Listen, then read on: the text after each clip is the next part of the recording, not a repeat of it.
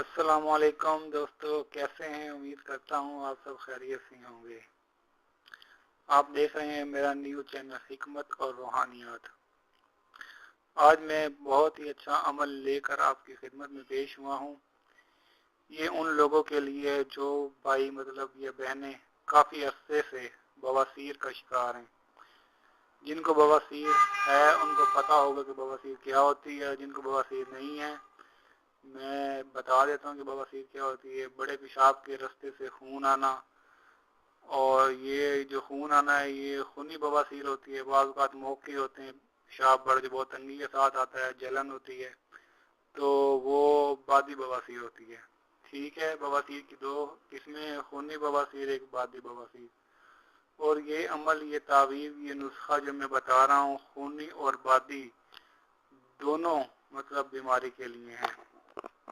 चाहे वो खूनी बवासीर हो चाहे वो बादी बवासीर हो, ये दोनों अमल आप जो है ये अमल जो दोनों बीमारियों में कर सकते हैं। फर्स्ट ऑफ ऑल आपने एक सादा कागज लेना है जो कि सफ़ेद हो, और उस पर आपने काली स्याही से ये तावीज़ लिखना है। ठीक है, ये तावीज़ लिखने के बाद आपने अपना और अपनी वालिदा का नाम लिख देना है। ठीक है, चाहे लड़का हो औरत हो, या कोई बंदा हो, जो भी हो, तो वो अपना नाम लिखे पहले, फिर अपनी वालिदा का नाम लिखे। ठीक है, ये तावीज़ आपको स्क्रीन पर नज़र आ रहा है, ये नोट फरमा लें। ठीक है, ये उन लोगों के लिए है जो दवाइयाँ खा खा के थक चुके हैं, अनीमिया भी करवाया, काफ़ी कुछ उन्होंने करवाया, ऑपरेशन भी करवाया, फिर भी बवासीर ख़त्म नहीं हो रही। ये आखिरी नुस्खा, आखिरी टोटका कह लें, ये आप इस्तेमाल करके देखें, इंशाल्लाह फ़ायदा होगा।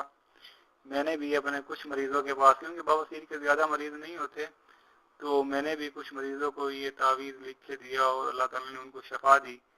तो ठीक है, आप बेशक दवाइयाँ कोई इस्तेमाल कर रहे हैं तो वो दवाइयाँ भी आप इस्तेमाल करते रहें, और साथ में ये छोटा तावीज़, ये जो अमल है जो मैं बता रहा हूँ, ठीक है, तो ये भी आप साथ में कर लें।